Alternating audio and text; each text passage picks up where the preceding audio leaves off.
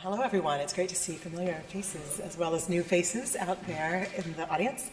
And I am delighted to think with you about the seminar that I'm hoping to lead this summer, which is a seminar in essay reading and essay writing. Excuse me.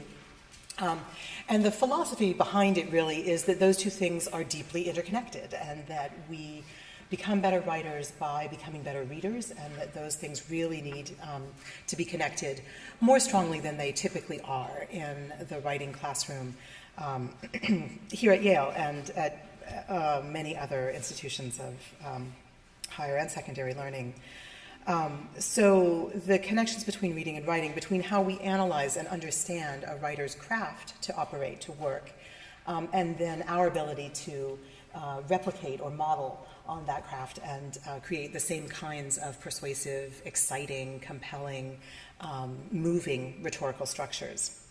So we often think about this kind of modeling as reading for craft. So when you read something, you're not reading necessarily in this kind of a seminar in order to just get the substance of what the writer is talking about.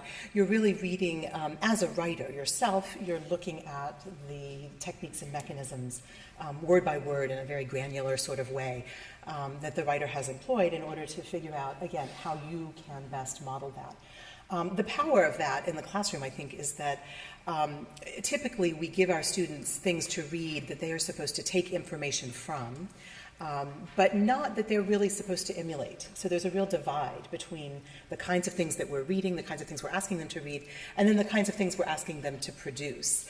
The empowering thing about this model, on the other hand, and I have seen this in my own classrooms, is that really the writers and the readers come into that same space, and the writers we are reading become models and peers, really, for the writing that we ourselves are doing. And that's really exciting.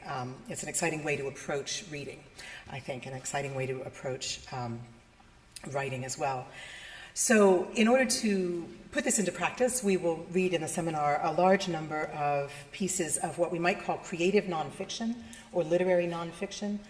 So this will not be fiction. We won't be reading poetry, plays, novels, but we'll be reading the kind of nonfiction that takes itself seriously as a literary object, right? So it's not just some facts in whatever shape, but actually a writer who's trying to craft a piece of rhetorical argument that is moving and maybe even beautiful. So we'll read a lot of those pieces. You might think of them as the kinds of essays you would encounter in the New Yorker, the Atlantic, op-ed pages also. So we'll be reading personal essays, profiles of people, pieces of cultural criticism and political argument. Those can be beautiful also, and certainly they should be persuasive and moving. Op-eds, as I said. Humor writing also is a craft that has a big impact, often a big cultural impact, and we'll be thinking about how that works and also trying to make our own funny pieces. And finally, reviews. I think those are allied to cultural criticism in the sense that we sometimes can look at objects, cultural objects, such as films or books or TV shows, and make persuasive arguments about them. In the description, I've listed some of the kinds of writers we might be reading.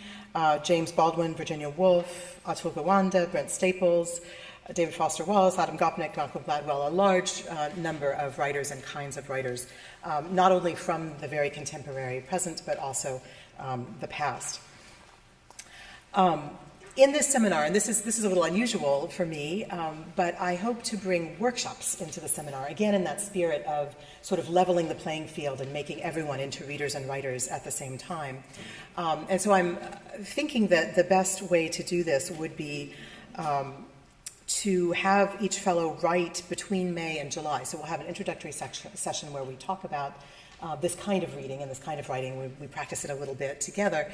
And then everyone will go off and work on a piece that of their own choosing, something that seems important and valuable to them.